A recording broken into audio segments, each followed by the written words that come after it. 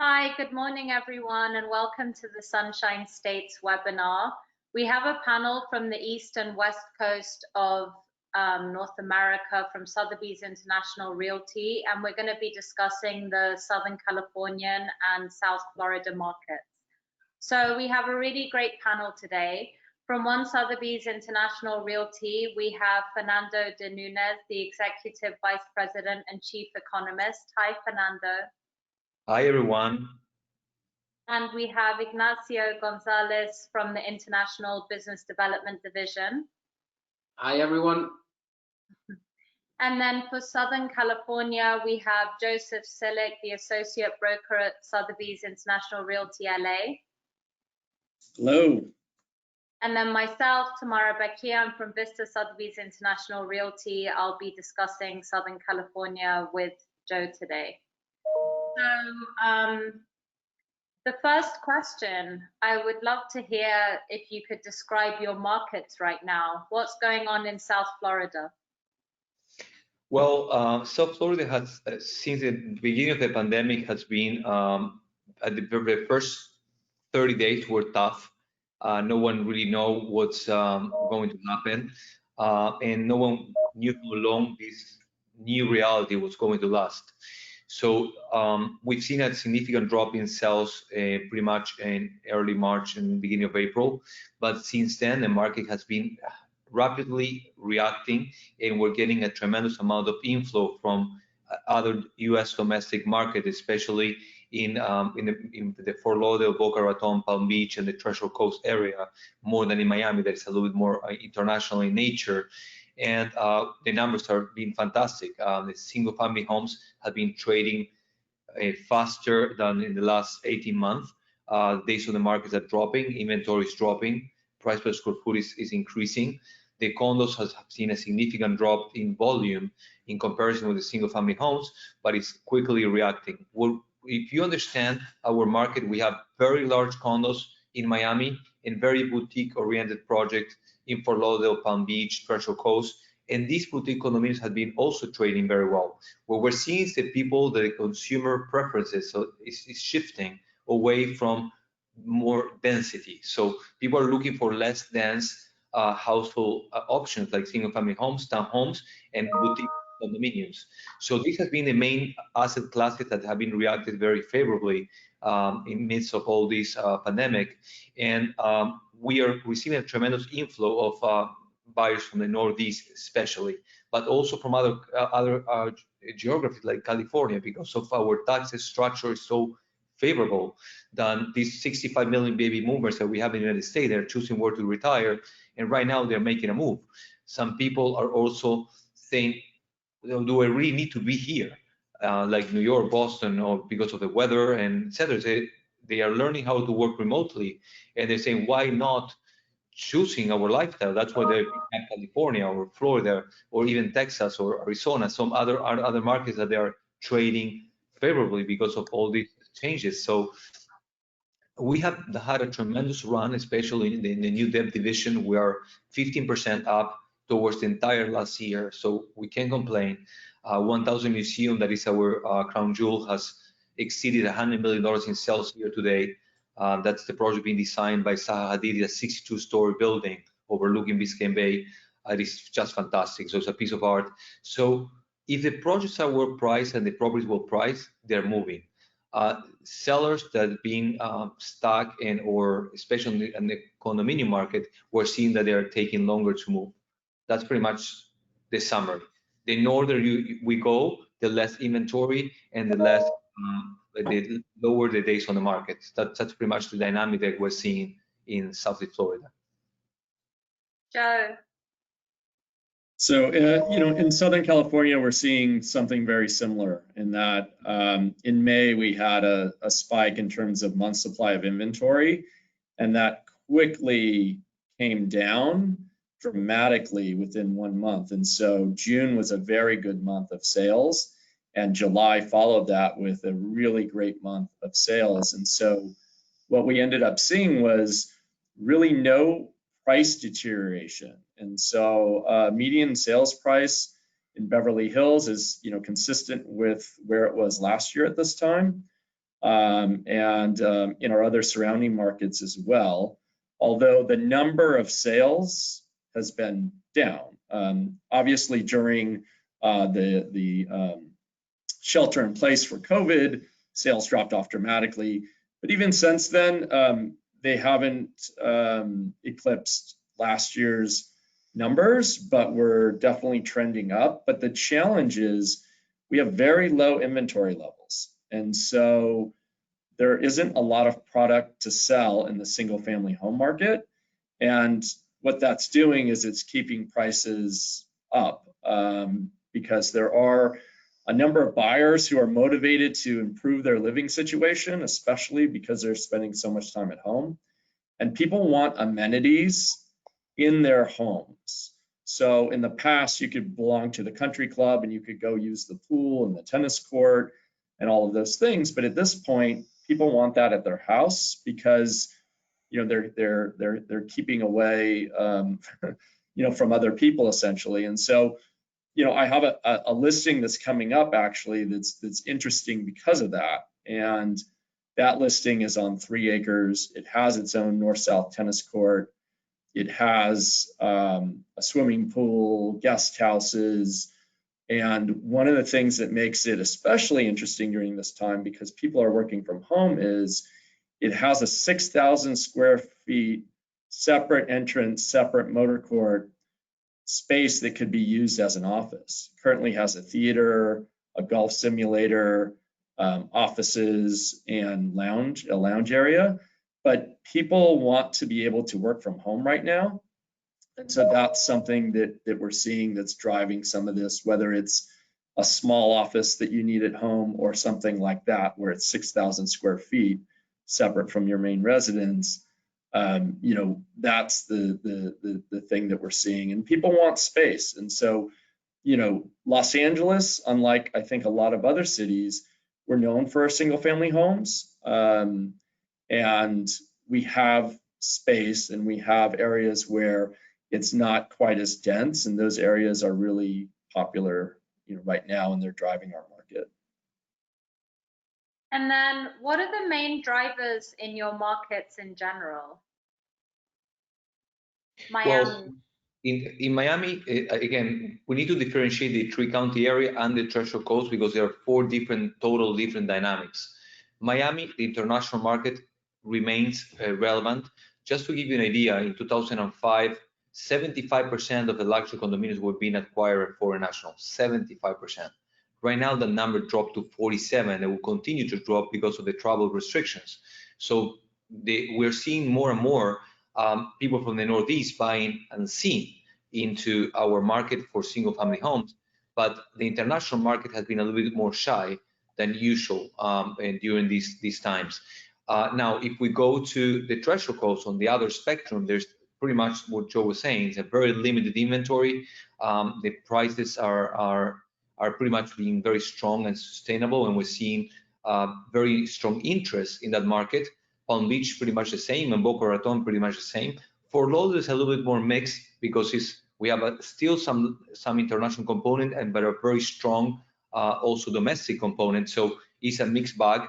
And also we're seeing 2 different migrations. We're seeing the empty nesters that they used to be living mostly in the west side of our counties, in large homes with golf courses and where they have kids. And all these empty nesters are just moving east, where there's more like an urban environment, where they have more entertainment, food and beverage, et cetera, So they're moving to condominiums with more amenities, but large condominiums. Like we're talking about pretty much 2,500 plus square foot, because they're coming from 4,000 square feet homes.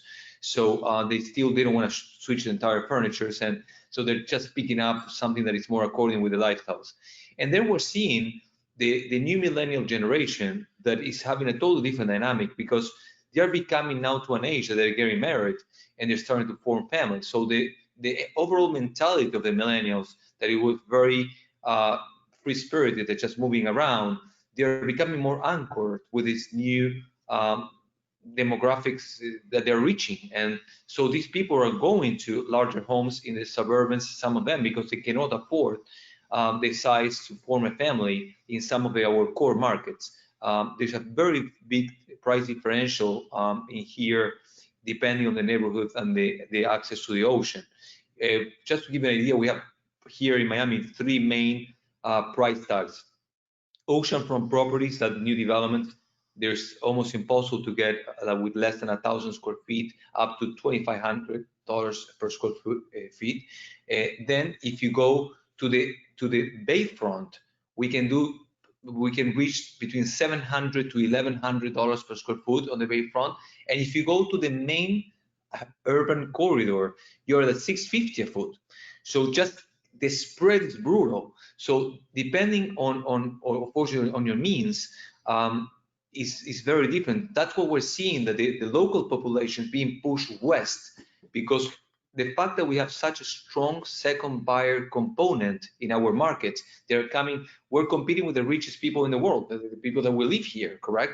So for them, when they're comparing the prices with London, with New York, even with LA, etc., it seems like a bargain. So they're taking these trophy assets by the ocean and by the bay, and the local population, the salaries have not reached the level of maturity to support these household options. So this is a very interesting dynamic that we're living here in South Florida. So, in Los Angeles, one of my sophisticated clients that owns homes all over the world came to me at the end of last year and said, I really want to purchase in Los Angeles because I believe it's going to be recognized on par with the top global cities. So London, New York, Hong Kong, for example, and really believes in the upside of Los Angeles. And I think that there's some reasons for that. Our cultural diversity, our diversity in economy, we have entertainment, fashion, finance, professional services, manufacturing, tech. So we have a lot of industries where you can work from Los Angeles. And education has been a driver. So we've had, Chinese buyers buying because of UCLA, for example, which is considered in Asia to be, one of the top universities for their children to attend. And so Chinese buyers will buy around UCLA. And although some of that has slowed, I did close a transaction with a Chinese buyer about a week ago in Beverly Hills. And in that instance, one of the buyers was actually in China and one was in Los Angeles. And so they were able to see the house in person. And then we shared a 3D with the buyer who was in China. But we primarily have people who relocate to LA as their primary residence, although we do see second home and bi-coastal buyers. But a lot of the buyers who purchase in LA are actually making life decisions to move here. And we're seeing that during COVID as well. And so even from Florida, where you have, really, a great market, we've seen some buyers who just want to make a lifestyle change. And so they're making that big life decision right now. And some of them want to lease first so they can get a sense for whether they really want to relocate to Los Angeles. And others are coming here to purchase. But I think it's just driven by the fact that we've had some time to reflect on what's important in our lives. And I think that some people are making big life decisions right now. And I think that that's really driving our market. And then we have areas like Malibu that are second home markets. And even people who live in Los Angeles own second homes there because it's a beach community. But we're seeing a lot of buyers nationally coming in and wanting to have a second home in our Malibu market. So that's been a big driver. And do you believe it's a buyer or a seller market right now where you are, South Florida? Can you please repeat the question, Tamara? Do you believe that right now it's a buyer's market or a seller's market where you are? Well, it's very interesting. With the exception of 2 or 3 main neighborhoods that's dominated by large condominiums, where we feel that there is an oversupply in these specific areas. For instance, Sunny Isles is one of them, Edgewater somehow. So we feel that these are definitely buyer's markets. In the other side of the equation, we feel that single-family homes in pretty much all our territories is being more like a seller's market. I just sold my house in 4 days and at 2.5% lower than the asking price, and I knew that I couldn't push it higher because of the school situation. I need to pull the trigger soon, so I decided not to maximize it. Just I need to make the move. But houses are moving really fast. They're well priced, very, very fast, and that's exactly what Joe was mentioning. And we need to be honest. California and Florida are 2 nice states of the country, so we can't complain where we live, that's for sure. I had the chance to, when I finished college, I went to UCSB in Santa Barbara to learn English. So I didn't manage to get it that well yet, but it was an awesome experience to be in Santa Barbara. It was one of the beautiful places in the country. So we definitely feel that the condo market is still a little bit more on the buyer side, and the single family homes is definitely a seller side. So that's pretty much where a summary of what we're seeing. Joe? Yeah, I mean, I think the same. You know, what's interesting though is I think it's a seller's market because of the low supply of inventory. But the one difference is when you're in escrow right now with a buyer and that buyer finds issues with the property and they want to negotiate the credits to address those items. If sellers don't give in, the buyers bail out. And part of that is because the buyers, while motivated to get into their next home, they also feel like there is some uncertainty in the market because of what's going on. And so I'm telling sellers that you have a great buyer in escrow, work with them to close that deal, because the ones that don't, some of those homes then come back to market and actually sit. And then everybody says, what's wrong with that property? And it continues to sit and deteriorates in price. So I would say it's a seller's market, but I would warn sellers to, when you have a good buyer, make that deal happen. I agree. And what have been the most significant sales that you've seen in your markets this year? So in South Florida, I think one of the most significant sales which has happened is probably the sale we did to David Beckham at the 1000 Museum with Zaha Hadid, which we have to congratulate the whole 1000 Museum team. We sold the penthouse there for a little bit over 20 million. We then sold another unit at 1000 Museum to another football star. So we could say that once Beckham decided to purchase at 1000 Museum, it's been a kind of domino effect, and we've had plenty of sales over there. A couple of weeks ago, one of our agents, Joelle, she also closed another sale, 1000 Museum, and it's pretty incredible that all of this has been done remotely. So I think we also have to give a good heads up and a congratulations to our marketing team at One Sotheby's, because they've really done a magnificent job providing the agents all the available tools to be able to close all these sales remotely. So I would say that's probably been one of the most important sales. Another agent of the company, Dennis Carvajal, he closed the sale to another singer at the Gables Estates for over 13 million. So I mean, our company has definitely been making headlines across the state with these important sales. So I would highlight those 2 important sales. And then we've had other projects like Villa Valencia in Coral Gables, an amazing project. They've closed a few sales too. So Fed, I don't know if you want to highlight any other important sale. We feel that what has been interesting is that the average price of the development division last year we were about like 1.2 million. This year we're 1.9 something at $981 per square foot.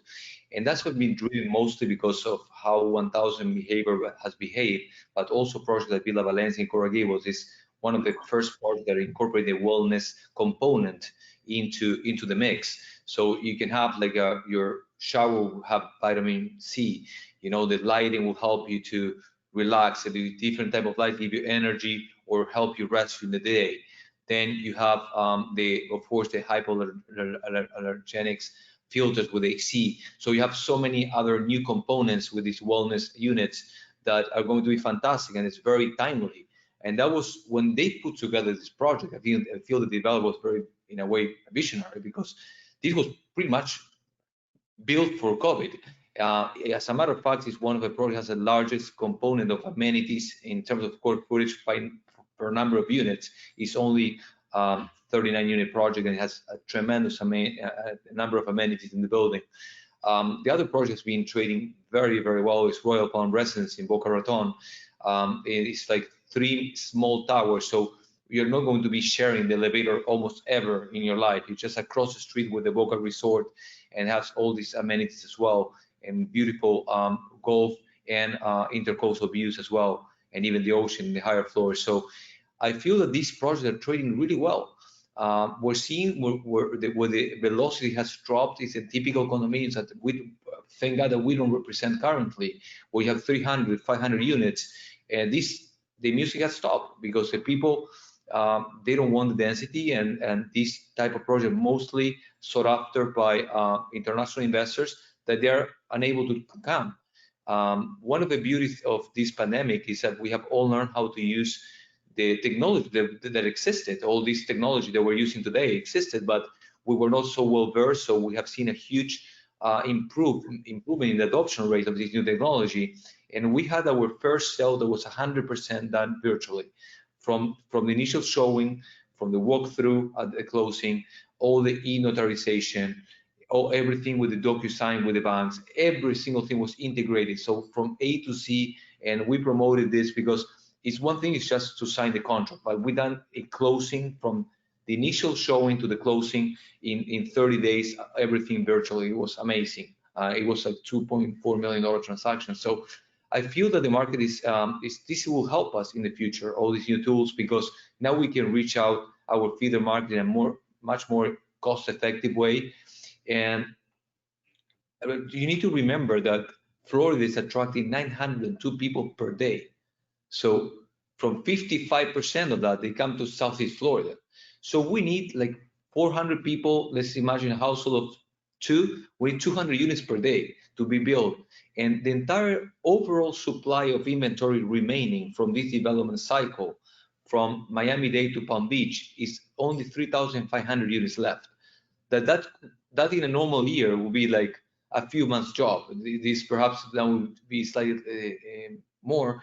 But the other thing that is important is since 2015, the supply of new developments has been dropping, because since the dollar became stronger, the affordability of international markets have dropped. So that's what we're seeing, a big shift in the demand from US domestic and local markets in comparison with international markets. And that has a strong consequence in the type of products that we need to bring to the market.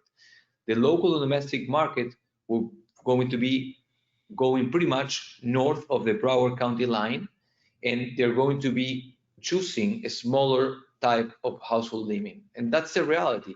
So in the new debt cycle that will start next year, we're going to see two type of projects, like boutique condominium project, mostly north and more consolidated areas here locally, like Key Biscayne, Miami Beach, Coconut Grove, even Coral Gables, etc. And we're going to see very large and dense projects in Miami downtown, where it's going to be a very small unit size with some type of rental component. It could be Airbnb or condo hotel, or for instance, we are selling an amazing condo office project in downtown, where you can own your office that is only 500 square feet, and they have 70,000 square feet of amenities for only 137 offices. that could, these are folios. Some people are buying 4 or 5 or 6 and they're combining them, or they can buy the entire floor. So each of these only 5-story building, the office component, where you have in each floor you have different amenities, from meeting rooms, training center, mini lounge, etc. All this in each one, and then you have 70 square feet of amenities that is all integrated with the outdoor living, that has even pool, gym, business center, food and beverage operation. The retail have like a Eat Italy in New York, like all in the retail, and this is located in a very strategic point of the city, because it is just by the port of Miami. We have a Metro Mover station. It's our local means of public transportation here locally, and you're like 1 block away from the Brightline. That is a new speed train that connects Miami to Fort Lauderdale, but now Ventura, Fort Lauderdale, West Palm Beach, and then it's going to go to Orlando. So, and this is fantastic because it's going to be the super important hub, and this is starting $300,000. So these type of units, less than $500,000, we're going to be smaller, more investment oriented, and very international oriented, and that will be sold primarily internationally in the beginning, and towards the end of the construction cycle, you're going to see an increase of local buyers. Because also remember that the way that Florida operates, we require 50% deposit during the construction. For U.S. domestic buyers, that is too much. They are not used to that. So, and they're not used to wait for a 60-story building 5 years to be completed. So these buyers, they come towards the end. International buyers, they're used to buying in their home countries, especially Latin America, putting 70 or 100% during construction. So that for them it's a bargain to put 50%. So now what we're seeing is that international projects are still sticking to the 50%, but the developers that want to access the domestic buyers, now the deposits are pretty much 30%. So it's somewhere in between.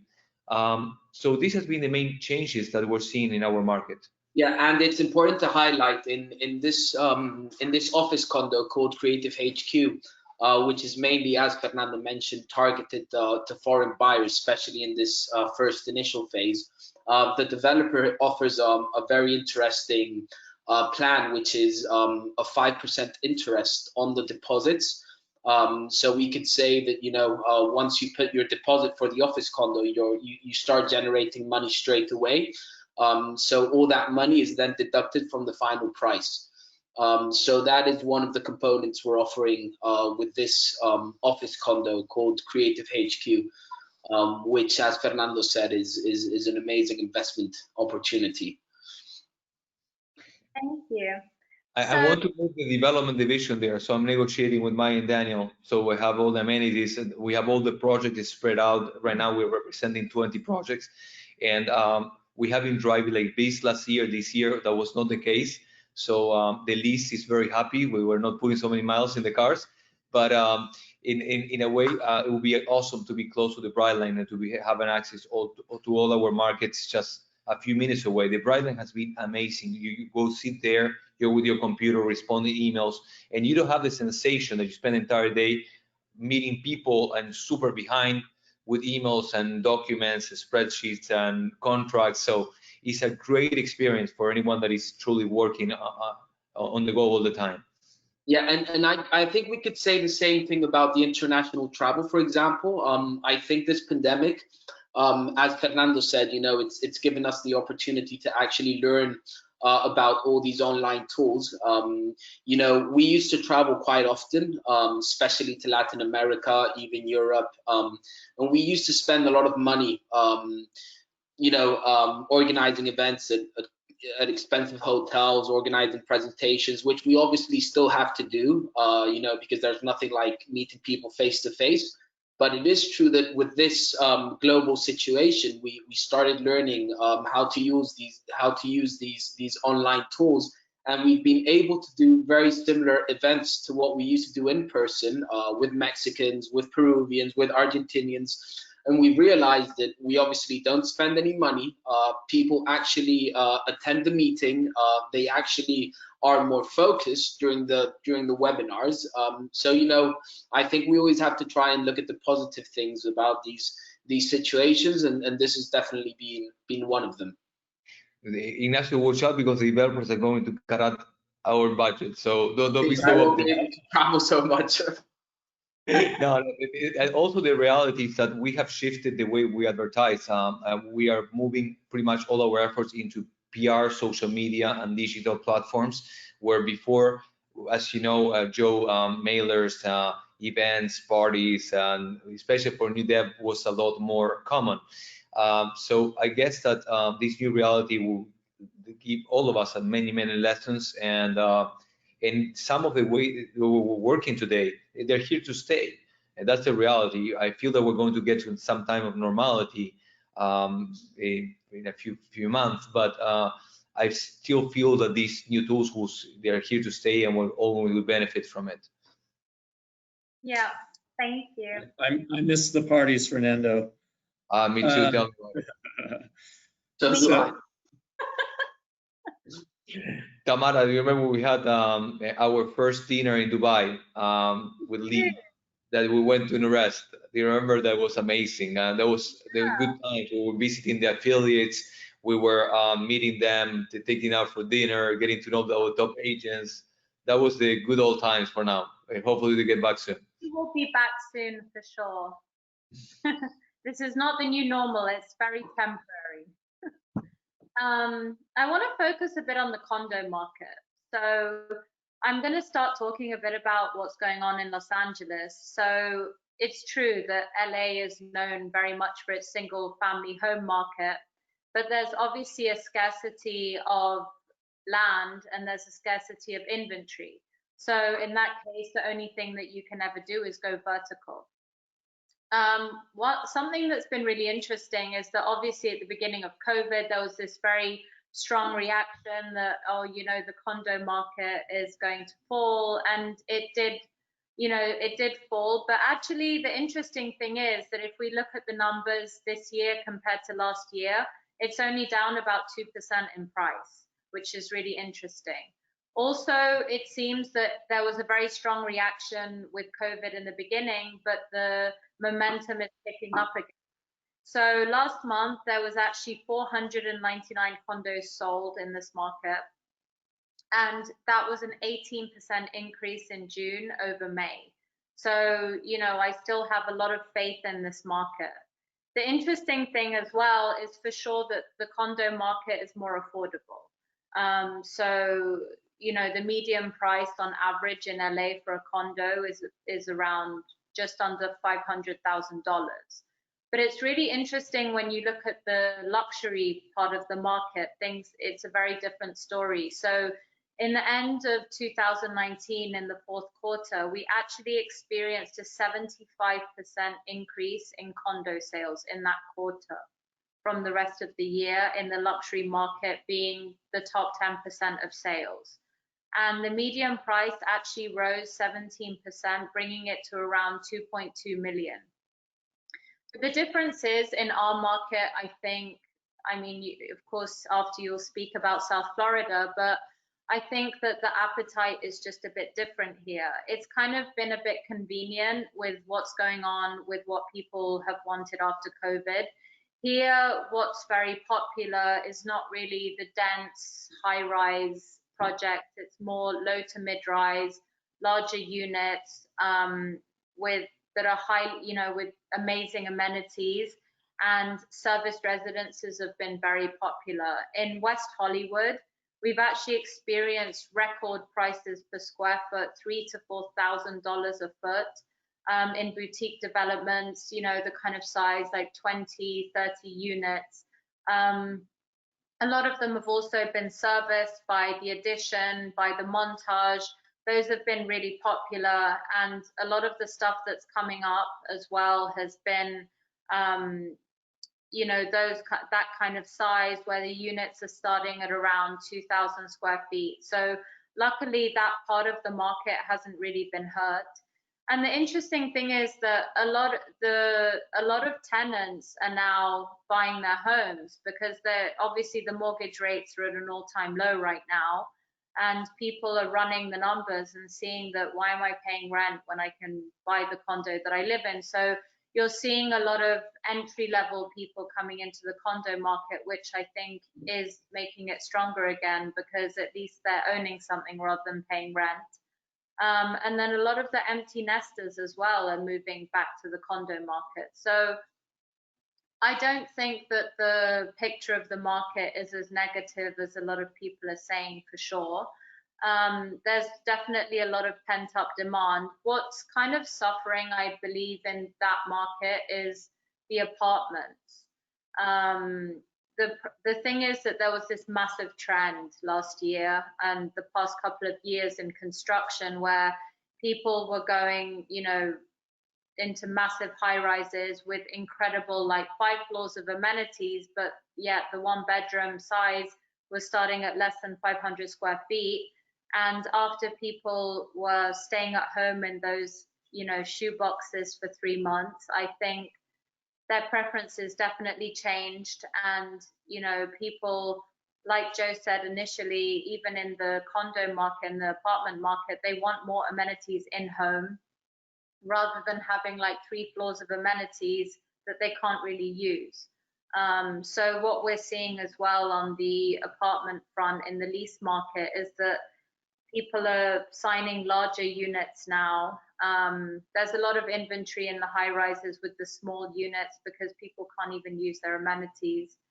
But overall, I think it's positive. And on the new development side, we're seeing a lot of small lot developments happening as well, which is interesting. I think that, you know, our new developments here are definitely low-rise, mid-rise, and townhomes. And even international buyers are buying those here. So we're even seeing that 74% of our international buyers are actually buying townhomes and not condos. So I thought that was pretty interesting. What's happening in your market in South Florida, in the condos? So I was very surprised because pretty much I was concerned when all this started, of course, and I was freaking out. I was, how we're going to show properties. I mean, we have no sales galleries, we have no walk-in traffic, we have all the typical tools that we use to market. They were not there. We need to send all the people home. So it wasn't funny at the very beginning, especially when you're running so many projects. But the reality is that we have seen that the resale market on the condo side, that it needs to be healthy, because if the resale market is not healthy, the new debt at the end will suffer one way or the other, because everyone understands that the new debt will have a spread between 20 and 35% more because it's new, the more amenities, better quality, and they need, in order to put at par the amenities and the finishes, you need to invest a significant amount of money. And here in the United States, repairs are expensive. If you go to other places in the world, like even in Spain or Italy, where the manpower is a lot cheaper, and you can see that people can spend $20,000, $30,000 on a renovation, and it makes some sense. Here in the US, $30,000 takes you nowhere. So everyone understands it's $100,000 to $150,000 difference for a new debt. The issue was that at one point, the spread between new debt and the resale were becoming too wide. And that was becoming dangerous. So right now, because of the easing of the supply, this number has remained steady, and the resale has been absorbing more because we're having less units delivered per quarter. So we're estimating that in the next 3 years, we're going to have a massive pent-up demand building for the condo market, locally, but also internationally. We are expecting the international, the foreign exchange of main feeder markets will start to recover, because China is expected to grow at 9% next year. It's a huge recovery. So they will start buying more commodities from mainly Latin America. Commodity prices will go up, exports will go up. So that will help to balance the trade balances, and the exchange rate will go up. In terms of the dollar will go down, and the local currency will go up. So we're going to gain for the building next year. And in 2021, we have almost no new developments coming from the next 3 years. It's going to be extremely limited. So we're going to see a bigger absorption on the resale market. We're going to see some price appreciation. Construction costs will not go up significantly, because of the world economy as it is. So we feel that the market will get back in 2021 in the second to the third quarter of next year. We're seeing the condo market reacting extremely positive. Just right now, we're in a very specific moment in time that there are good opportunities to buy, but these will start to disappear. I was shopping a condo for myself, and I was very cocky. Yeah, I'm going to put offers 20 down, and well, it was not the case. And all of a sudden, after 2 of the units that I was looking got sold, I shifted gears. That's the reality. So it was a good temperature for me to understand how the things were really working. I totally get with Joe when the sellers become also too cocky that they're not going their way. So the market is reaching a fine balance. So both buyers and sellers, they need to understand they need to leave something on the table to make this deal happen. And in these conditions, we're seeing an absorption increasing in the last 2 months, and that's very, very important for us for sure. But also we see other markets like Vero Beach, for instance. There's almost no inventory in Vero Beach. Vero Beach, I don't know if you know the area, it's called the Treasure Coast, and has the highest concentration of Fortune 500 CEOs retiring in this area. It's extremely, extremely affordable. The place is beautiful. You cannot build over 3-4 stories by the ocean. So it's a very low density environment. The beaches are wide, they're beautiful. And you can get a brand new condo at $800 per square foot. And they're just fantastic. You know, where we have a project that's called 8050 Blue. There is only 23 units with cabanas, pool, very nice setting. And we're launching right now another project called Vero Beach Ocean Club that is going to have 31 homes on the other side of the main artery that goes to the ocean, and 13 oceanfront condominiums that will be connected with an under bridge passage that is going to be the first community to have pretty much walking access to the ocean. You live in one of these homes, and they're starting at $1.6 million, and that's a very nice homes. So you have your infinity pool, you have your gym by the ocean, you can still have your own pool with your own amenities, as Joe was describing before. It's 100% right. People right now, when they're choosing condominiums, all of a sudden the plus den become really usable because the people were not thinking about working from home such a long time. So dens were like, it was a nice to have. Now it's almost a must have. So it's very interesting how floor plans will change in the future with the new devs. I feel that these home offices spaces, or flex spaces as we call it, for the kids to do homework, homeschooling, your office. So all these things that are going to be coming into the mix, and it's going to be very interesting. So what's happening with current new construction trends in your market? The supply is pretty much stalling. I mean, we're not seeing large projects coming to the pipeline. We're seeing boutique condominiums that are in the process of being designed, approved. We were expecting all these projects to hit the market in the second quarter of this year, and then the coronavirus happened. So our pipeline in terms of new developments, launchings, have been postponed to the third quarter of this year, and even the fourth quarter. So everything, like the new devs, stopped the music for a while. You know? So Creative HQ was the last project that we launched, and it was in March.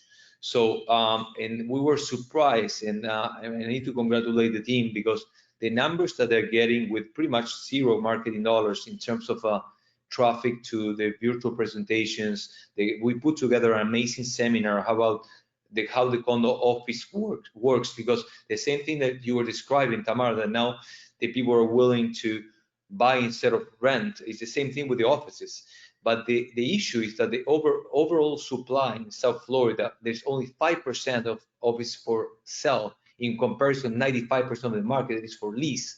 And that's, I guess that's something that is across the board in the United States. There's not a lot of options to buy offices, especially Class A with all these amenities. So we are very bullish with this project. It's just about timing right now with the international market, and of course the office sector, that there is a perception that it will die. I feel that the office sector will not die. It will just be retransformed, and other things will come into the equation to have a better outdoor integration, to have a better like individual AC units. I mean, there's a lot of things will be changing. No one wants to be in an office from the 70s with a central cooling system right now. So these are the type of things that we're going to be shifting. And I feel that Creative HQ has also been designed very avant-garde with what's happening with the pandemic. So we feel that this is a tremendous product, and we are, Ignacio, we're like 20-something% sold already.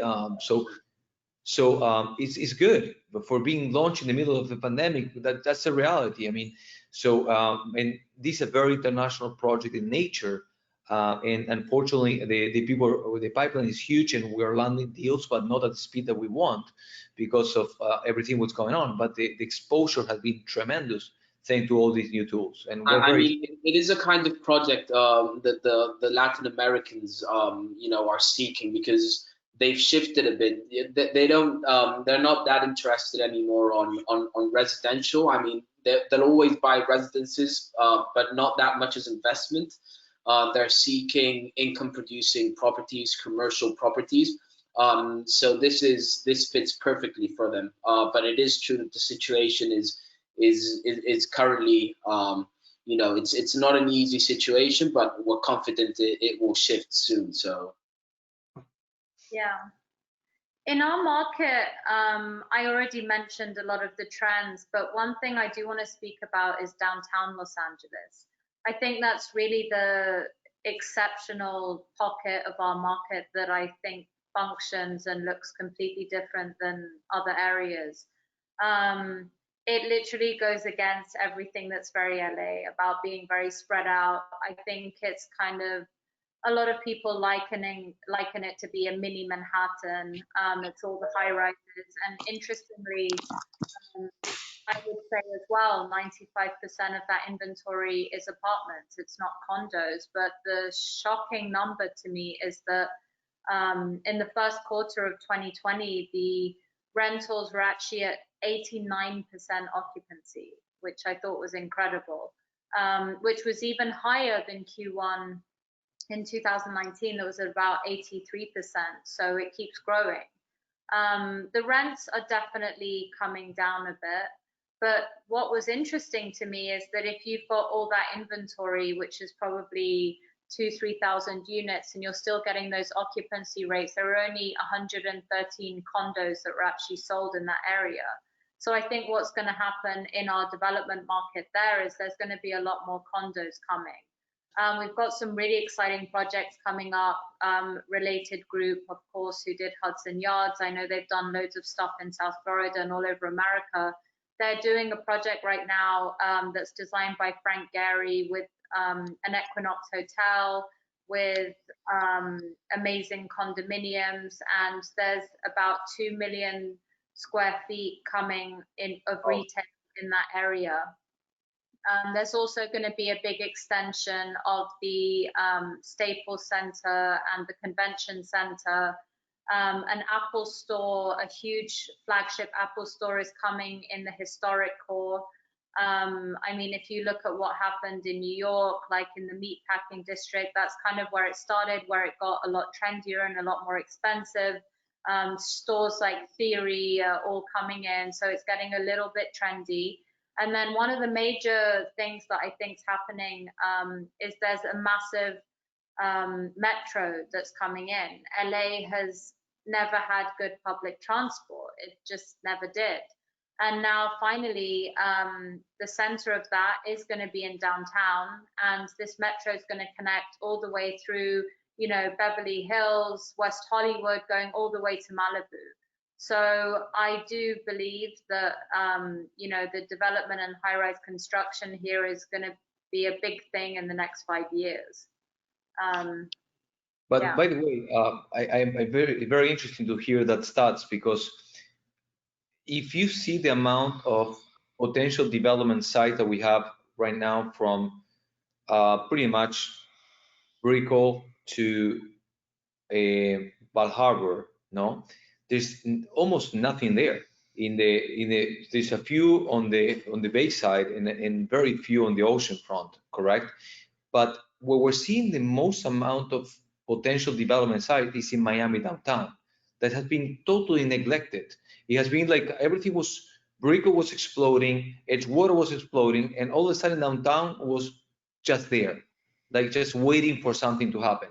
And now we feel that the first domino pieces are coming into place, and we're going to see a rapid transformation of the downtown area that was pretty much not walkable, was not enjoyable. It was very disjointed. We have very nice project, awful project, almost like an empty lot, you know, it was like, it didn't flow, correct? And that's what's going to be changed in the 3-4 years. So I agree with you, Tamara, that LA has the same thing. Now that I remember downtown LA, there's a massive opportunity for the rejuvenation of this area and to make it thrive, because we're seeing that if you understand the urban trends, in the Middle Ages, all the cities were just built near to the water. They need to have access to the water. That's unfortunately the only way they can survive. Then when the massive production of cars, the American dream was born, with all the suburbans being built with the large homes, with a pool, and that was after 1945, after the Second World. And now we're seeing a reurbanization where the people, they're valuing their time, and they want to be living closer from what their lifestyle is all about. And that could mean many things for many people, correct? And now with the pandemic, this shift is a little bit more questionable than what direction we're taking. But before the pandemic, we're seeing there was a very clear trend that the people were going to more urban settings, and they wanted to have the work, live, and play pretty much type of lifestyle. And I'm very curious to know how this is going to envelop from now on, because we feel that will continue to be the case, but then we need to have some major changes in the design of the buildings and in the amenities for the people to feel comfortable, because it will take some time for us to adjust with everything that happened. I mean, you know that as human beings, unfortunately, our memory is shorter than they should, because we forget our mistakes too soon. But in a way, I feel that this will be very interesting what's happening. I'm very curious about our future, and I feel that I totally agree that downtown LA and Miami have a huge potential moving forward. Yeah. So what's going on with your international buyers right now, and what do you think are your main international feeder markets, and what are they buying? Well, as Fernando mentioned, we have noticed there is a shift. We used to rely a lot on international buyers, mainly from Latin America, but it's changed now. We obviously have more local, more national buyers, but the international markets are always there. I would say for the time being, it would be mainly wealthy Mexicans coming to Miami. You know, we rely a lot on the geopolitical situation of the countries in Latin America. So when the political situation is not that good, or the government reaction to situations like the coronavirus, we see there's a bigger influx of people coming to the USA, mainly to Miami, no? Before we did realize that it was more maybe investment oriented, but it is true now that we have more Mexicans, for example, or Chileans, people from Chile, looking to actually move and relocate in South Florida. Chile, for example, which has always been the main one of the most stable countries in Latin America. Wealthy Chileans used to reinvest their money in Chile. We have seen that, you know, I don't know if you're aware, they've had big revolts over the constitution, and it's been some, you know, uncertain times in Chile. So we've seen that there's you know, a big interest of Chileans buying in Miami, not just to invest, but also to actually move with their whole family. As I said, Mexicans are also a big market for us, and I would say that you always then have you know, Argentinians, Colombians, You know, the ones that have the possibilities of actually moving here, they do it, and the ones that can't actually move here with their families, they like taking money away from their countries and investing here. So I would say that is our main feeder market currently. So adding up to Ignacio, you mentioned Asia, how important it is for the student housing type of options, no, for the UCLA. Here we have that has been improving the ranking significantly. FIU has built a tremendous amount of different programs to attract international students, and we have now the Kellogg MBA, the International Kellogg MBA master degree that is in Coral Gables here in Miami. That is executive, is the #1 executive international MBA in the country today. We have in Babson College opening. There is a grad school in the Brickell area as well. So the same thing that you're seeing California attracting Asian market for student purposes, we're seeing somehow the same type of trend happening from Latin America. So the people are trying to bring their kids here. As Ignacio was saying, some of the political instability, safety reasons, etc., they're making people to make life decisions in terms of where to migrate. Of course, since the Trump administration, the immigration, in a way, options were more limited than in the past in terms of the H-1B visas, investor visas, the increase of the minimum requirement for the EB-5 program. So there's several things that have curbed down that part of the demand segment, but we feel that it's still there. It's still important. We don't talk much about Europe, but Europe has become a very important market for us for many years. We're seeing Spain, Italy, and France are three main markets for us, especially in each neighborhood is different. For instance, Sunny Isles, we have a very high concentration of Russian nationals. If you go to south of Fifth, the French and Italian love south of Fifth. The same thing that Coconut Grove. It's a totally different feel. That's the good thing about Southeast Florida. We have so many different options. If you're a golfer, you go to one place. You want boating, you go to another place. If you want just to be with people speak English, you go a little bit north. So depending what you like, that's a good thing. You can find your Southeast Florida. You need to find it. It's there. I promise you it's there, but you just need to find your perfect match. So that's the beauty of this area, no? That it has so many things to offer. The only thing that we lack, that I envy you a lot, is the mountains. To be in the ocean and seeing the mountains is just beautiful. I feel that California is an amazing market. It's beautiful. The natural beauty is amazing. The only thing that you need to keep pushing is to lower your taxes, guys, because that you'll be killing in real estate. So, but Fernando, it's affecting all of us. Trust me. Exactly. So you just need to keep pushing the local governments to do something about it.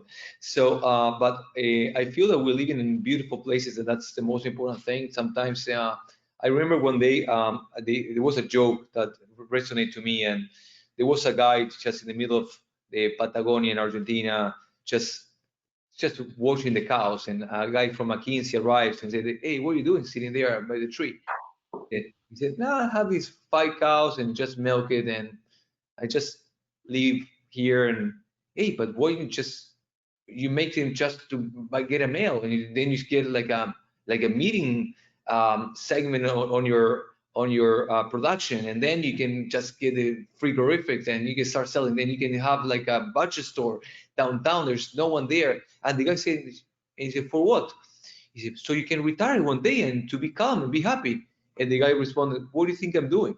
So sometimes we need to really appreciate what we have in life and where we live, because some people, they will never have a chance to live the lifestyle that we have, and that's a reality. So we need to be very grateful for everything surrounding us. That's very true.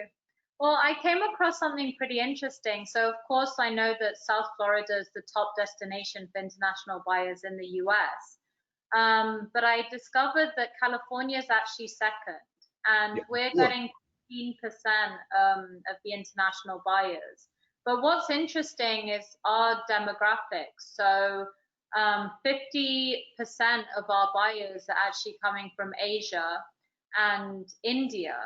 So we're also getting a very different demographic here. So I believe that that's something that's definitely continuing. Like you said, I think the two things our markets have in common is, you know, amazing weather, beautiful scenery, lots to do.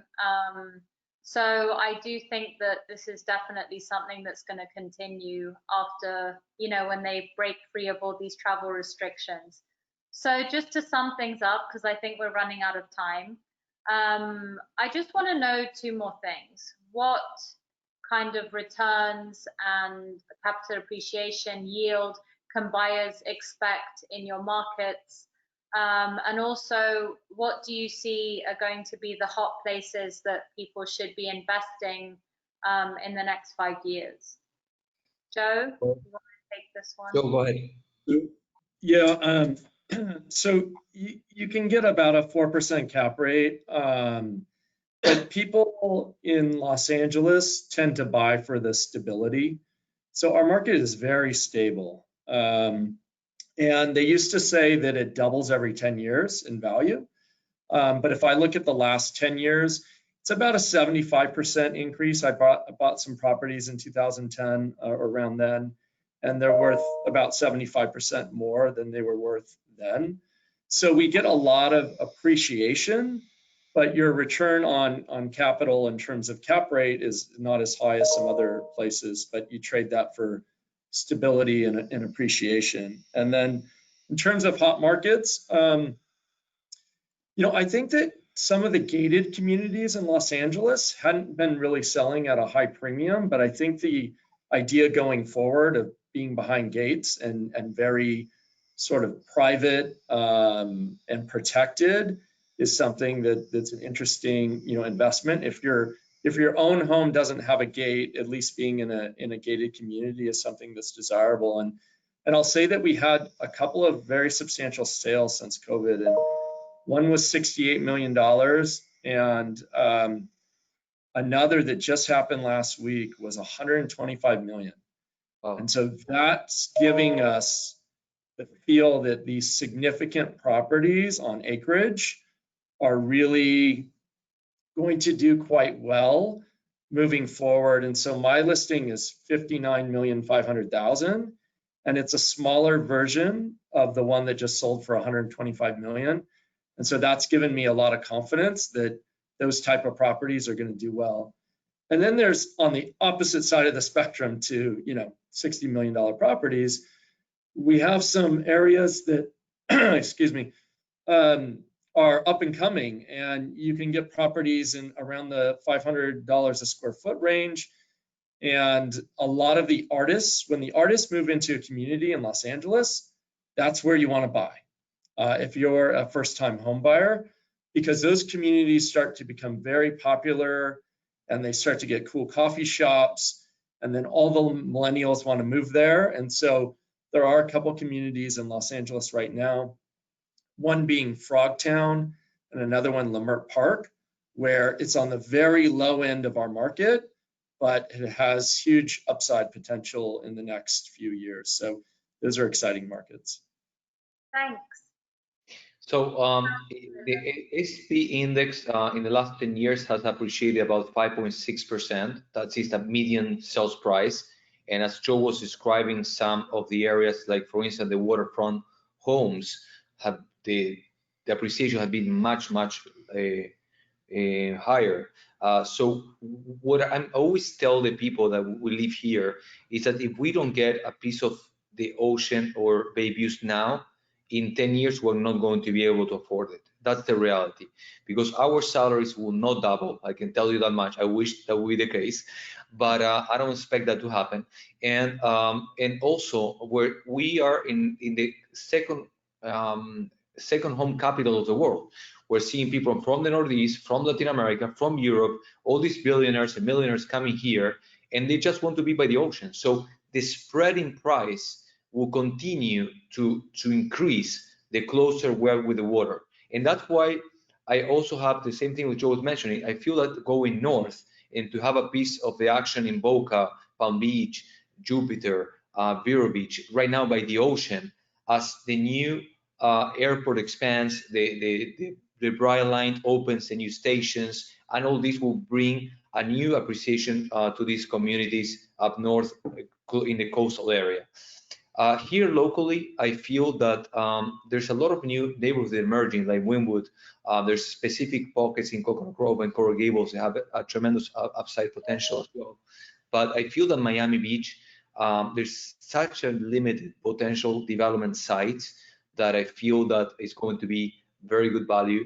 Also, I feel that Key Biscayne, that has been falling disgrace a little bit because of the lack of international buyers, you can still buy existing inventory at very attractive prices. You can buy an oceanfront condominium that is not perfect, but you can buy it for $600 per square foot, $550, and it's a tremendous value moving forward because of the public school, the access to the golf course, and all the beauties of the area. I feel that has good potential moving forward.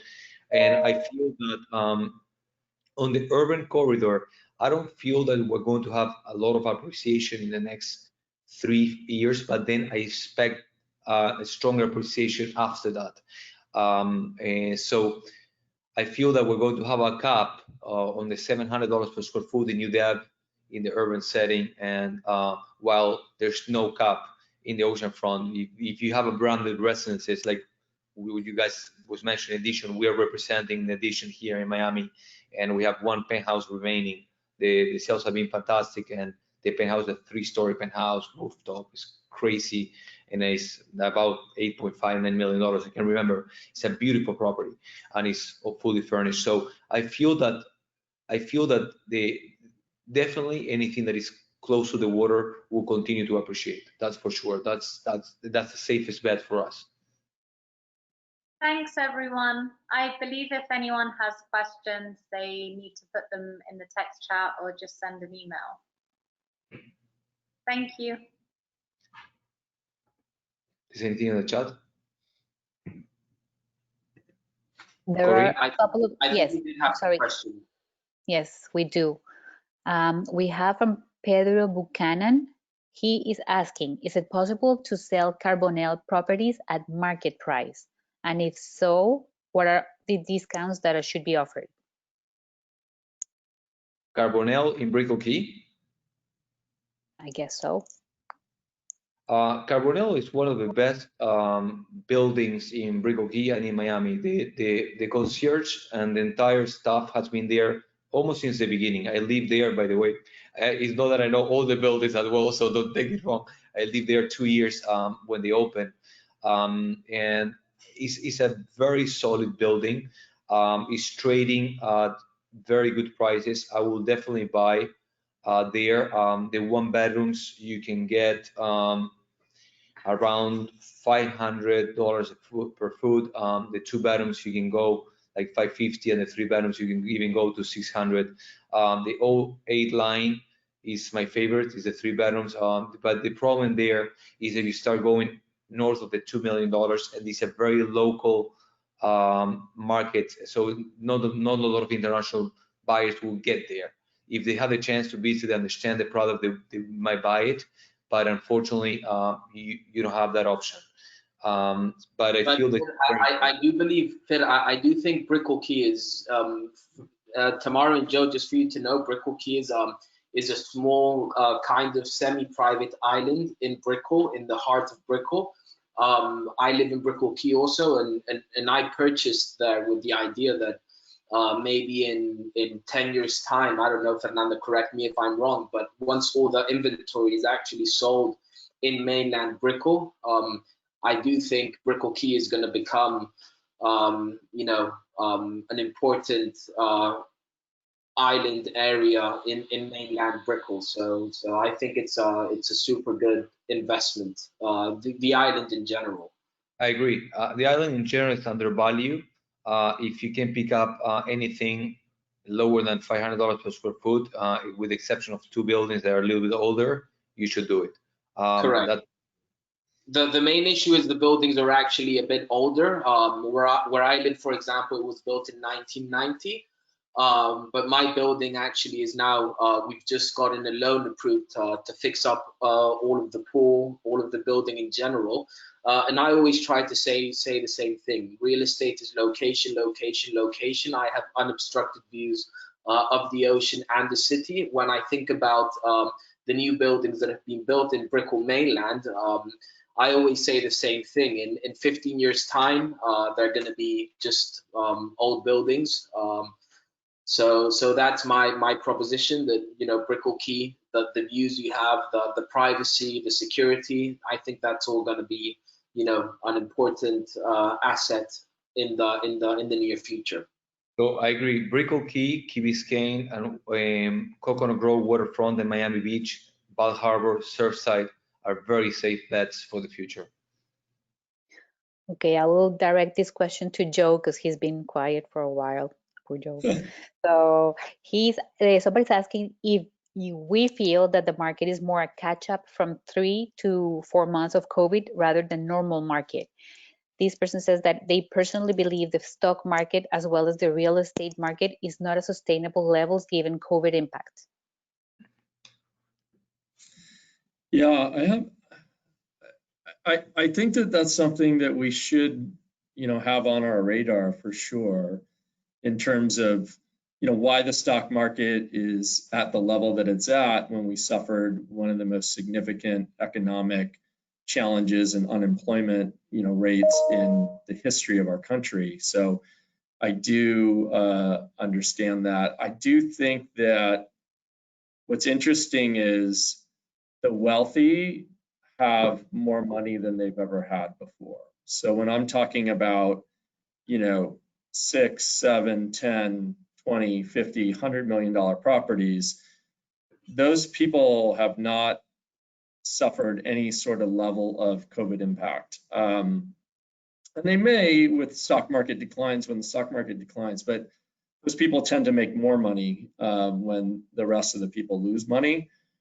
In the entry level, though, when you're looking at it, I do think that jobs matter, and I do think that there could be some impact to that, although that market, interestingly enough, has been the most COVID-proof in terms of price values, has been the lower end, where the bidding wars here in Los Angeles have been quite substantial. So I don't know what's going to happen, but I do tell my sellers that I know one thing, and that is that the market is strong today.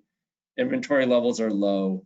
If you have a property that has a flaw that you cannot correct, like it's on a busy street, it gets a lot of noise, I would probably, and you want to sell within the next couple of years, I'd consider doing it now. But there are certain properties that I expect to do quite well going forward. Paul Bloomking, I'm sorry if I'm not pronouncing his name correctly, but he's asking me to please mention elections. This is more important element than COVID. So can you talk about it? You want to go, and Joe, since you're... Yeah, I know we talked about this before we came live, and that is that, you know, in election years, typically the market pauses. And I do think that COVID is a very serious issue, though, that we typically don't have during the election cycle. So, but I think that there's two things that happen. People don't like uncertainty. And they don't like uncertainty with leadership. And so not knowing who the leader of the country is creating some uncertainty. And we don't know when there's going to be a vaccine or a cure or COVID goes away. And so you have both of those things happening right now. And I think it's fairly unprecedented. So it's hard to say what will happen, but I also know that people have money right now, and a lot of people want to make important life decisions where they improve their lives for them and their family.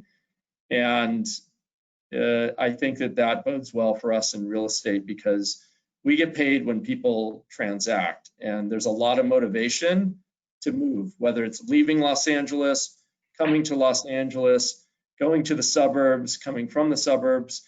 People have some big life choices to make, and I think we're going to benefit from them. Honestly, sorry to interrupt. Honestly, I don't think people are really ready. You know, I think this COVID situation has, you know, maybe paused things a bit. And I think the election year is obviously, you know, it does give a little uncertainty, but I don't think people are going to be willing to wait again just because there's elections. I mean, I think people have had a bit of enough with the COVID pause. So I don't think people will be,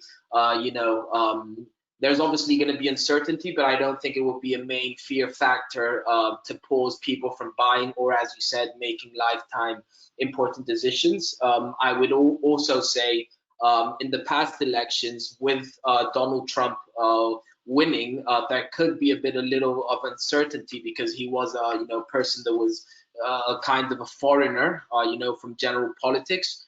But I would say that he's already been governing the country for 4 years. You may like him or not, that's another debate. But people have seen that the US is not crashed and the world is not over. So I think people, being Biden that wins, that everybody knows Biden, he's been, governing with Obama for 4 years, or President Trump is reelected. I think people have had enough of this paralysis with COVID, and I don't think the elections at this point are going to be a main fear factor. That's my opinion. I just want to go over the stock market 1 second and about excess of liquidity. This fiscal package that was put in place to revive the economy is pretty much almost 4 or 5 times higher than the package that was put in place in 2008. So this is the biggest stimulus package that ever existed in this country. And right now, as Tamara was mentioning, we have the lowest interest rates on the Fed discount rate, and also the US US 10 years, and also the 30-year interest rate. So this excess of liquidity is what's driving prices up, and also what is happening that we cannot be confused. All the IT sectors, health, biochemical, etc., they are going up, but the typical brick and mortar stocks are destroyed. So it depending your composition of your portfolio, if you were long in Amazon, Apple, you're having the best year of your life, and you're buying the $150 million house.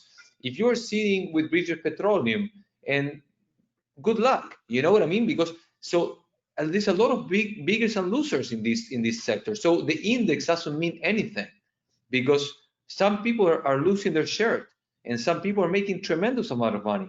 And these valuations of the IT related companies, it is based on this new dynamic that you're seeing an upsurge in the times and screens. All these new IT platforms, from Zoom, from TikTok. I mean, it's all these new things that people are wasting more time and using these platforms is what driving the IT companies shares up, and that's the reality.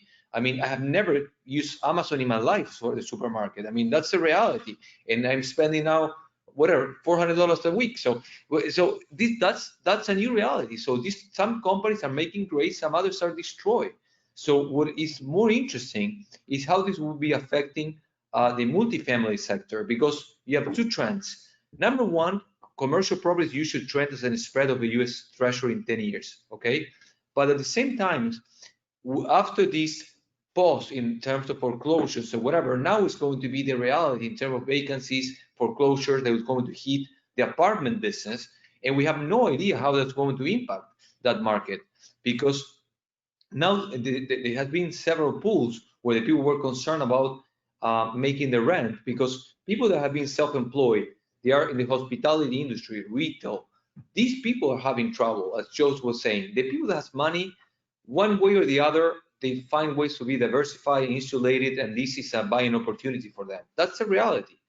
So I'm more concerned about the apartment complex and the commercial real estate loans and than anything else. But I know that these low interest rates and the refinancing will make a lot of money available. So I feel that eventually everyone will float, even by having some difficult times in between. Thank you, guys. I don't think we have any more questions, but he just finished with a statement saying that the COVID true impact will be felt in 6 months from now. I think that's a reality. Can't ignore that. Well, So guys, hopefully in thanks. 6 months we'll have a vaccine and a cure, and we're going to be having a lot better time than now. But so I wish everyone have a great week. Tamara, great job. Thank you for putting this together. Joe, a pleasure always to talk to you. Ignacio, thank you as well. And let's do that more often. That was fun. Thank you, guys. Keep in Thank you. touch. Thank you. Thank you. Bye. Take care. Bye. Bye.